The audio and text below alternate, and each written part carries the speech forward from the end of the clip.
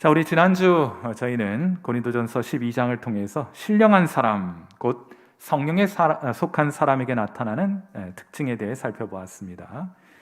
두 가지 특징이 나타나는데, 하나는 우리가 성령 받고 성령에 속한 사람, 신령한 사람이 되면 주를 위해 살고 싶은 마음 가지게 된다, 이 말씀을 드렸어요. 또 다른 하나는 우리가 성령 받고 성령에 속한 사람 되면 주의 몸된 교회를 귀히 여기고 성도들 섬기고자 하는 마음 가지게 된다 하고 말씀을 드렸습니다. 성령께서는 이 일을 여러분이 잘 감당할 수 있도록 성도 각 사람에게 은사를 나눠주시게 되는 것이다. 은사에는 여러 은사가 있습니다. 방언의 은사, 치유, 예언, 지혜, 지식, 믿음, 가르치는 은사, 권면의 은사, 위로하는 은사 등등 다양한 은사가 있습니다. 그런데 제가 지금 알려드린 은사, 이름 부른 은사들은 눈에 잘 띄는 은사들이에요. 사실은 이것이 전부가 아닙니다. 눈에 띄지는 않지만 성도의 유익을 위하여 성령께서 주시는 은사는 더욱 다양합니다. 더 많이 있는 것이에요. 성령께서는 이들 은사를 모두 사용하셔서 교회 안에서 그분의 선을 이루어 가시는 것입니다. 그렇게 성령께서는 우리의 은사를 선용하고 활용하는 것을 통해서 성령 자신을 교회 안에 드러내시게 되는 것이죠.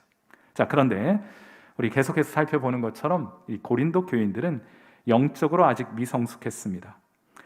이들 중 어떤 사람들은 자신이 받은 은사 혹은 다른 사람이 가지고 있는 은사, 그 은사의 등급을 매기고 자기가 다른 사람보다 더 큰 은사를 가졌다고 자랑합니다.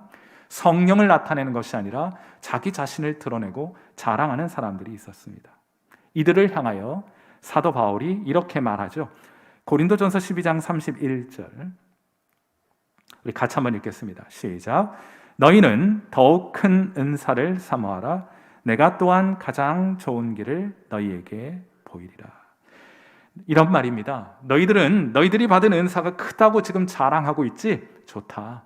하지만 적어도 너희들이 가졌다고 말하는 은사는 큰 은사가 아니야. 내가 이제부터 진짜 더욱더 큰 은사를 너희에게 소개해 줄 테니 너희도 그것 한번 사모하고 얻을 수 있도록 해봐 하고 말하고 있는 것이에요. 그러면서 자연스럽게 고린도전서 13장으로 넘어가게 됩니다. 사랑하는 성도 여러분, 여러분 하나님께서 주신 은사를 받아 교회를 아름답게 섬기고 계십니까? 하나님은 우리 모두에게 은사를 주셨어요. 그런데 더 큰 은사가 있습니다. 그럼 더 큰 은사는 무엇일까요? 오늘은 우리가 그 이야기를 좀 나누어 보고자 합니다.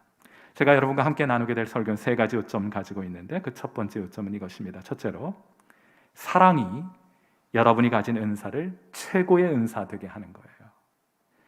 다시 한번 제가 누누이 강조하여 말씀드립니다만, 구원이 무엇이냐? 예수 믿고 성령 받는 것이 구원입니다. 이때 성령께서는 우리가 예수님을 믿고 복음을 듣고 예수님을 믿으면 하나님께서 우리에게 성령을 주시는데, 성령께서는 이때 각 사람에게 은사를 주십니다. 여기에는 등급이 없습니다.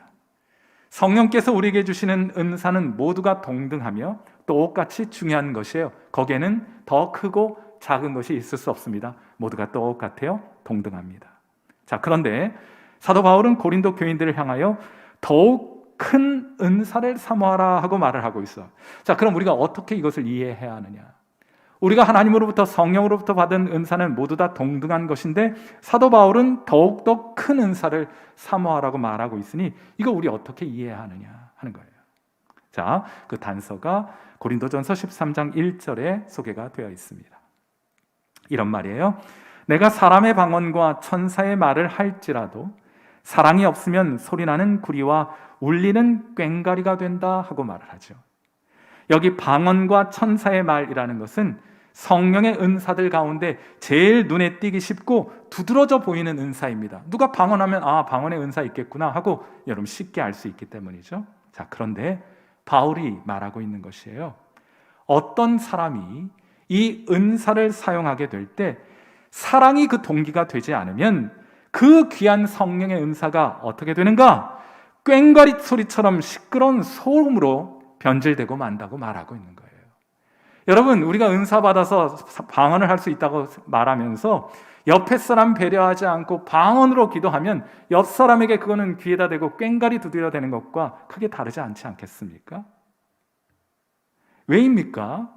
은사라는 것은 자랑하라고 주신 것이 아니기 때문입니다. 다른 사람 도우라고 성령께서 주신 것이에요. 그런데 그 은사가 다른 사람 돕는 그 용도에 맞지 않게 사용되면 어떻게 되겠습니까? 그것은 무익한 것이 될 뿐만 아니라 심지어 해롭기까지 한 것이에요.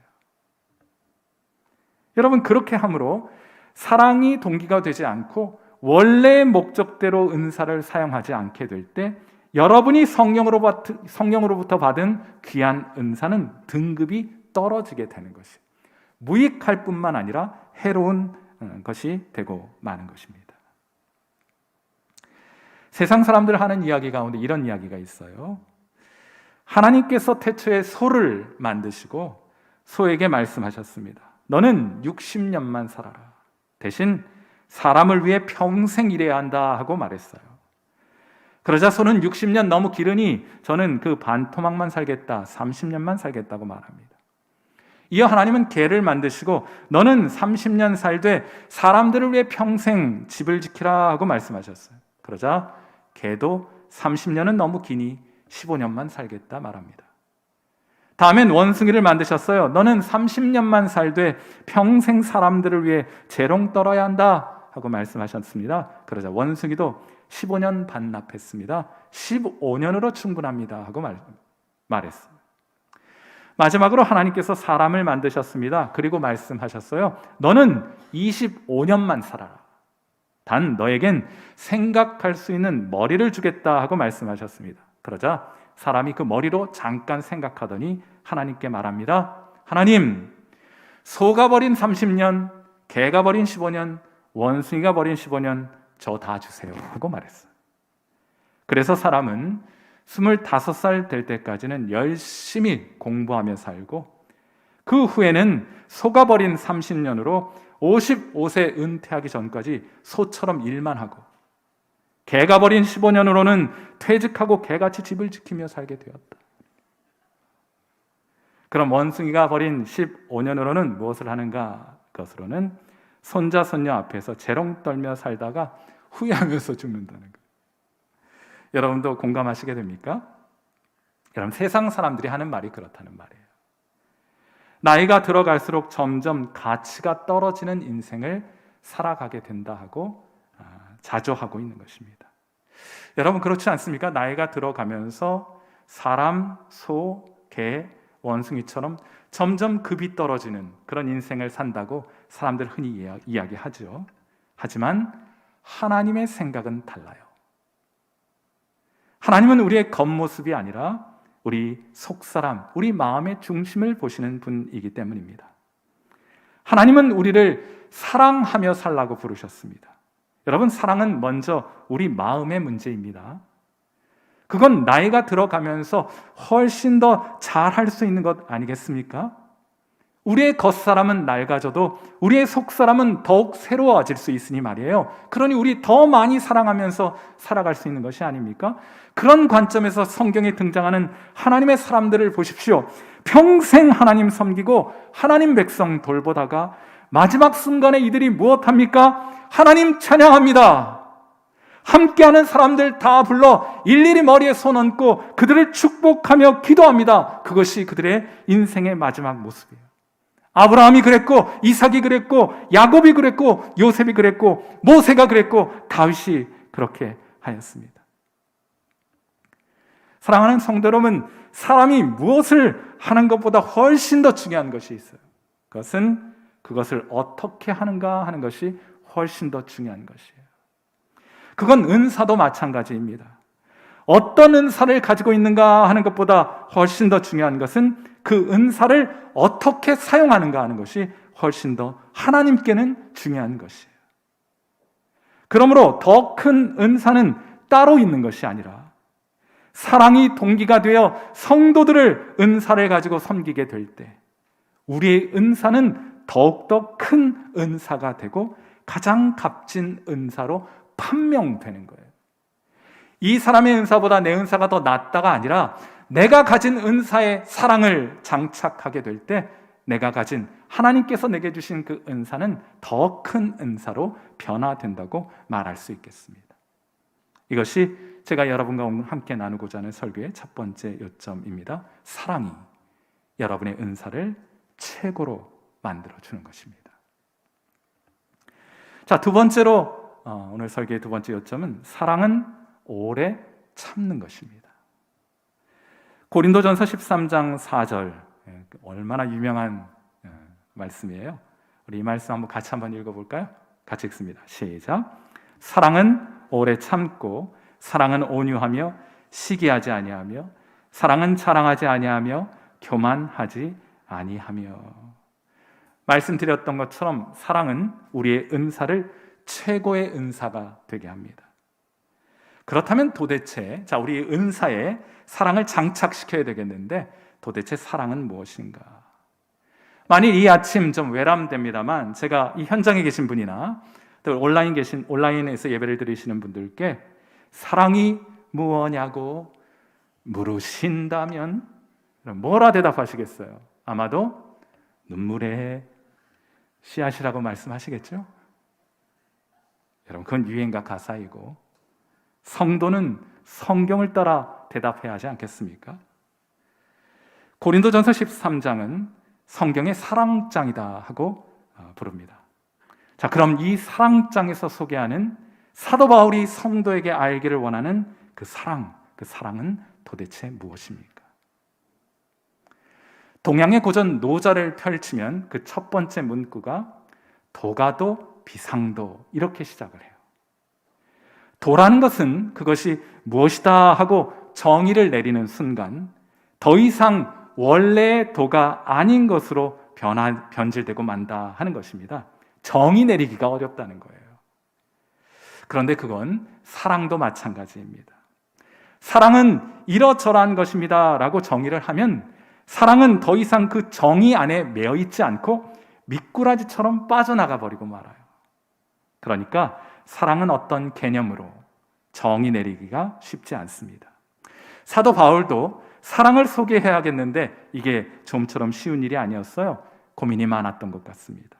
그래서 오늘 본문을 보면 그는 사랑을 한 문장으로 정의하려고 하기보다는 사랑이라는 아름다운 보석을 다양한 각도에서 관찰하고 있는 그대로 묘사하기로 결심합니다. 그래서 사랑이 가진 모습을 15개의 항목으로 정리하게 되죠. 이 위대한 보석에 대해서는 두고두고 우리가 이 설교 시간에 감상하기로 하고 오늘은 제가 한두 가지만 여러분에게 소개하고자 하는 것이 있습니다. 먼저 기억해야 할 것은 사랑은 장밋빛 달콤한 솜사탕이 아닙니다. 제가 최근에 이런 영상을 하나 보게 되었어요. 어느 회사에서 구인 광고를 냈습니다.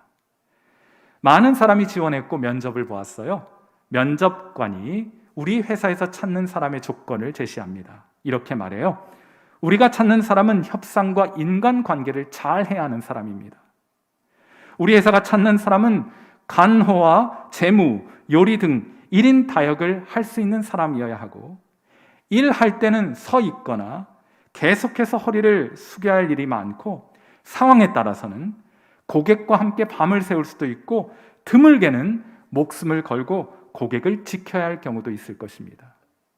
그러자 지원자들의 표정이 점점 어두워지면서 이번엔 그들이 근무 시간에 대해 묻습니다. 그러자 면접관이 이렇게 얘기를 합니다. 우리 회사는 주 7일 135시간 휴일도 없이 일합니다 라고 말해요. 사색이 되었습니다. 심지어 우리 회사에는 월급도 주지 않습니다 하고 말합니다. 지원자들은 한결같이 미쳤다고 말하면서 누가 그런 일을 하겠느냐고 묻습니다. 면접관은 의아해하면서 전 세계 수많은 사람들이 이 일을 하고 있다고 대답하죠. 지원자들은 도대체 그런 일을 한 사람이 누구입니까? 하고 물었어요. 그러자 면접관이 그들을 향해 대답합니다. 그 중에 한 사람이, 그 일을 하는 수많은 사람 가운데 한 사람이 바로 여러분의 어머니입니다 하고 말을 하더래요. 사랑하는 성도 여러분, 부모는 자식을 사랑합니다.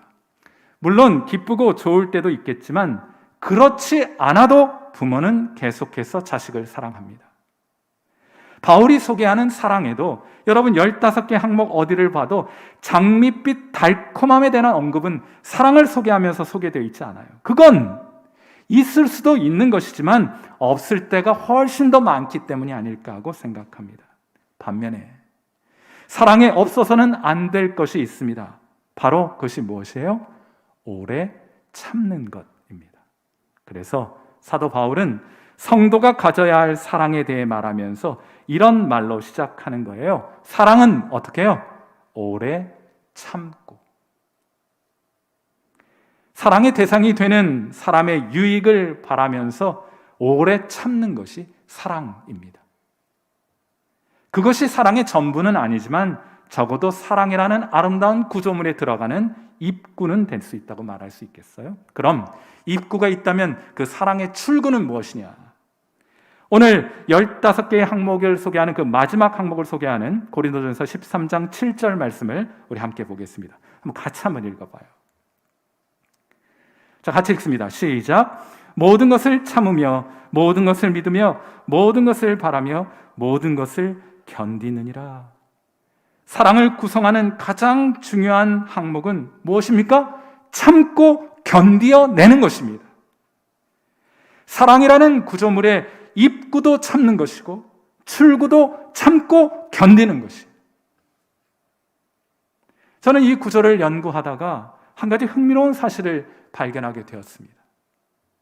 이 사랑을 소개하는 마지막 세 개의 표현, 13장 7절의 그 마지막 부분을 보면 이렇게 되어 있어요. 모든 것을 믿으며 모든 것을 바라며 모든 것을 견디느니라, 이렇게 되어 있어요. 모든 것을 바라는 것은 믿음입니다. 모든 것을 바라는 것은 소망입니다. 여러분, 믿음, 소망, 그 다음에 우리가 무엇이 올 것으로 기대하게 됩니까? 믿음, 소망, 사랑이 올 것으로 기대하죠. 그것이 기독교 신앙의 핵심 키워드니까 말이죠. 그런데 사도 바울은 거의 의도적으로 사랑이 와야 할 자리에 무엇을 대신 써놓았어요? 모든 것을 견디느니라 하고 적어놓았어요. 사랑의 본질에 있어서 이 요소는 아무리 강조해도 지나침이 없기 때문이 아니었을까 하고 생각해 보게 되었습니다. 사랑하는 성도 여러분, 사랑은 오래 참는 것입니다. 한두 번 하고 마는 것을 성경은 사랑이라고 부르지 않습니다. 하나님은 우리를 사랑하십니다. 아멘이십니까?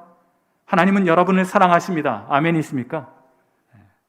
한두 번 하다가 안 되면 포기하는 것이 아니에요. 하나님의 사랑은 7번 좌절해도 70번 다시 시작하는 것이 하나님의 사랑입니다. 한두 번 하다가 포기할 것 같았으면 하나님은 아예 시작도 안 하셨어요. 여러분 그걸 잘 알고 계시지 않습니까? 하나님은 여러분 포기하지 않아요. 미국의 한 공과대학에서 연구를 하나 했는데 참 재밌는 실험을 하나 했습니다. 어른이 집안에서 높은 곳에 있는 상자에서 물건을 꺼내기 위해서 막 애쓰는 거예요. 높으니까 손이 닿지도 않겠고 박스를 이렇게 무거우니까 잘 내리기도 어려운 그런 상황에 어렵게 애쓰면서 박스를 내리는 모습을 곁에서 아이가 지켜보도록 한 것입니다. 자, 그렇게 어른이 높은 곳에 있는 상자에서 물건을 꺼내려고 애쓰는 모습을 본 아이는 그렇지 않은 아이보다 자기가 가지고 놀고 있는 장난감에서 음악을 틀기 위해 버튼을 2배나 더 많이 눌렀다 그래요. 무슨 말입니까? 포기하지 않더란 말이에요. 돌쟁이들도 어른들을 보고 끈기를 배우는 것이다 하고 이 실험 결과 말해주고 있는 것입니다. 사랑하는 성도 여러분, 우리는 고린도 전서를 성숙의 관점에서 살펴보고 있습니다. 어떤 교회가 좋은 교회입니까? 큰 교회가 좋은 교회입니까? 거기에 대한 반대급부로 작은 교회가 좋다고 말하는 사람들이 있는데 작은 교회가 좋은 것입니까? 저는 그렇게 생각하지 않습니다. 좋은 교회는 성숙한 성도가 많은 교회가 좋은 교회입니다. 본문을 통해 성숙한 성도는 어떤 사람들입니까? 사랑하는 사람들이 많은 교회가 좋은 교회입니다. 다른 교인들의 유익을 위해 오래 참고 견디는 사람들이 많은 교회가 좋은 교회예요. 그들을 향해 온유하고 친절하고 기쁨으로 섬기는 사람들이 많은 교회가 좋은 교회입니다. 그러한 기준으로 볼 때 우리 성일교회는 좋은 교회입니까? 에? 대답을 안 하시면 어떡해요? 이거 방송 나가는 거예요. 다시 묻겠습니다. 그러한 관점에서 제가 또 너무 답변을 강요하나? 그런 관점에서 우리 성일교회는 좋은 교회를 지향하는 교회 맞습니까? 아멘. 맞죠? 하나님 우리에게 은사를 주셨는데 은사를 가지고 성도들을 섬기면 금방 변화가 나타날 것 같아도 그렇지 않아요. 거기에 사랑을 장착하셔야 합니다. 오래 견뎌내셔야 합니다. 참아내셔야 되는 거예요. 그러므로 오늘 설교의 마지막 요점은 이것인데, 사랑은 영원한 것입니다. 제가 기회가 있다면 나중에 자세히 해설을 하겠습니다만, 사랑이 여러분의 상급이 되는 것이에요. 고린도전서 13장 12절과 13절 이 말씀도 같이 읽겠습니다. 같이 읽죠. 시작. 우리가 지금은 거울로 보는 것 같이 희미하나 그때는 얼굴과 얼굴을 대하여 볼 것이요 지금은 내가 부분적으로 아나 그때는 주께서 나를 아신 것 같이 내가 온전히 알리라. 그런즉 믿음, 소망, 사랑 이 세 가지는 항상 있을 것인데 그 중에 제일은 사랑이라. 제가 여기 번역에 좀 딴지를 걸어보겠습니다. 여기 그런즉이라고 하는 표현은 헬라어로 니니라고 하는데, 이 니니의 첫 번째 의미는 지금이라는 뜻이에요. 그리고 이 세 가지는 항상 있을 것인데, 항상은 원래 성경엔 있는 표현은 아닙니다. 그것을 염두에 두면 이런 의미를 도출할 수 있겠죠. 12절과 13절은 시간의 관점에 있어서 서로 대조를 이루고 있습니다. 12절은 주님 다시 오실 미래에 대한 내용이에요. 그리고 13절은 현재에 대한 내용입니다. 지금 믿음, 소망, 사랑 이 세 가지가 있는 것인데 그 중에 제일은 사랑이라고 말하고 있는 것입니다. 이 땅을 살아가는 성도의 신앙이 믿음, 소망, 사랑으로 요약될 수 있다는 말이에요. 자, 그럼 왜 성도에게, 사랑은 좀 차치해 놓고 왜 성도에게 믿음과 소망이 필요한 것입니까? 왜 신앙의 본질에 믿음과 소망이 포함되어 있는 것입니까? 그것은 하나님께서 우리에게 주시는 구원과 하나님께서 우리에게 주시는 축복은 약속의 형식으로 우리에게 주어져 있기 때문이에요. 아직 완전한 성취를 보지 못하고 있기 때문입니다. 이런 비유를 한번 들어보죠. 여러분이 사막을 걷고 있다고 한번 생각해 보세요. 목은 마르고 몸은 지칠 대로 지쳐 있습니다. 그때 누군가 여러분 곁을 지나가면서 말하기를 이제 조금만 더 가면 오아시스가 나오니 조금만 더 힘내세요 하고 말했어요. 그때부터 여러분은 새롭게 힘을 내게 될 것입니다. 한 번 더 힘을 낼 것이에요. 이제 잠시 후면 목마름을 해결해 줄 수 있는 시원한 생수를 마시게 될 것이니 그 생각만으로도 힘이 한 번 더 나게 되는 거예요. 여러분은 그 말을 믿고 시원한 생수를 소망하며 여전히 그 사막길을 걸어가게 될 것입니다. 믿음과 소망은 거기까지입니다. 오아시스에 도착하는 순간 여러분은 더 이상 믿거나 소망하지 않습니다.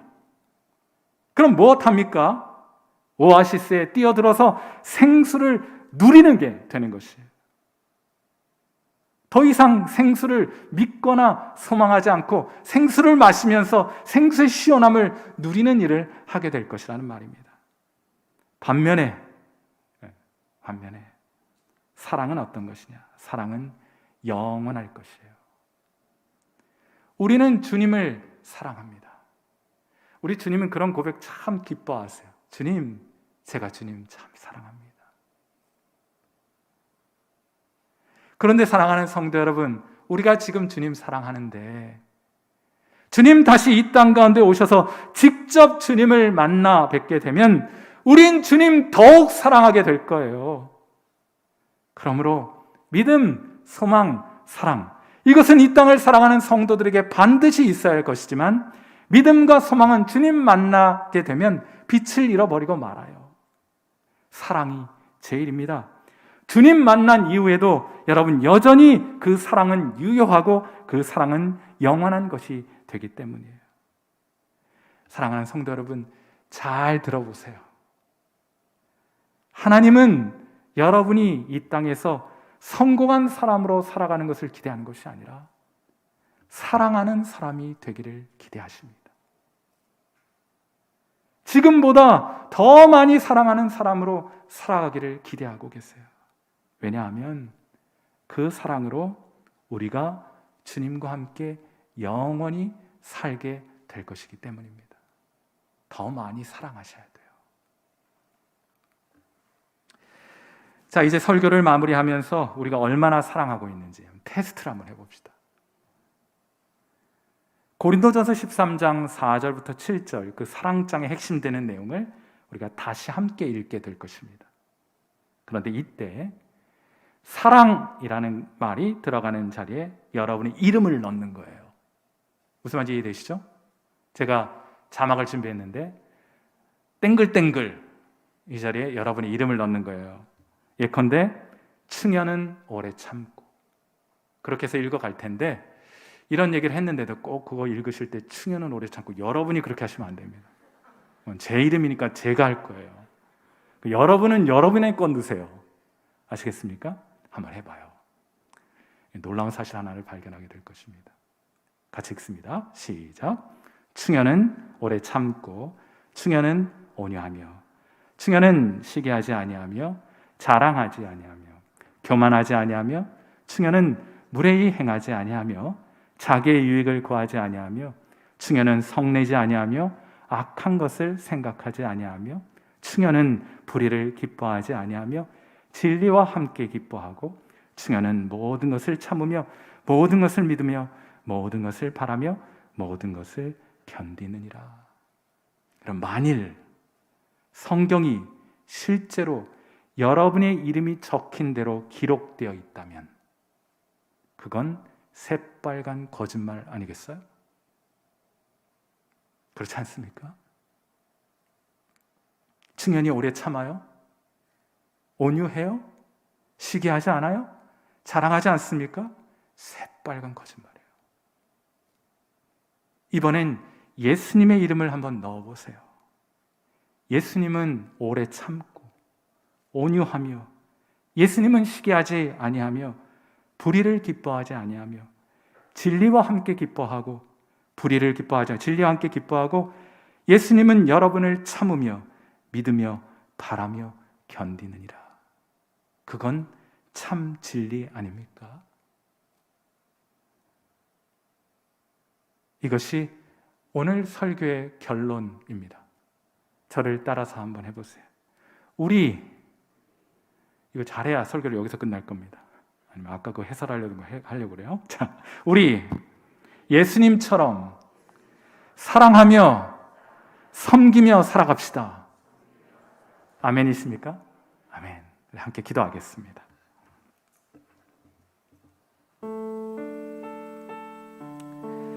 자, 우리 반주 들으시면서 함께 기도하죠. 하나님께서 우리에게 은사를 주셨습니다. 성도를 잘 섬기라 주셨어요. 홀로 자기만을 위한, 자기 가족만을 위한 신앙은 성경적 신앙이 아닙니다. 하나님은 우리를 구원하셔서 서로를 섬기는 자리로 인도하셨기 때문에요. 그것이 구원의 구조입니다. 그러므로 하나님께서 이 일을 위해 우리에게 주신 은사를 통하여 성도들을 더욱더 열심히 섬기는 자리에 있게 해 주옵소서. 성도를 섬기되 사랑을 장착하게 하셔서 오래 참음으로 인내하며 섬기게 하옵소서. 더욱더 사랑 많은 성도가 되어 그 사랑으로 주님 영원히 사랑하는 자로 살아가게 하옵소서. 이 세상에서의 성공이 아니라 사랑하는 자로 살아가게 하옵소서. 오늘 이 시간 우리 그런 기도의 제목을 담아서 하나님 앞에 기도하는 시간 같습니다. 함께 기도하겠습니다.